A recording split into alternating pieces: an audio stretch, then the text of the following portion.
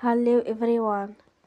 Today we talk about how to fix the app of Launcher Oz. We will go to settings,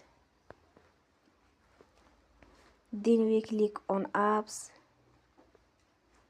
After that we search the app Launcher Oz and we click.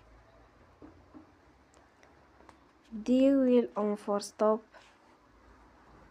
After that we go to storage. Then we click on clear cache.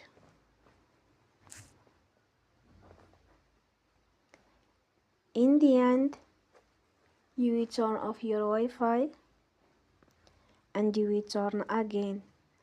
Don't forget to support us by like and subscribe. See you next time and thank you for watching.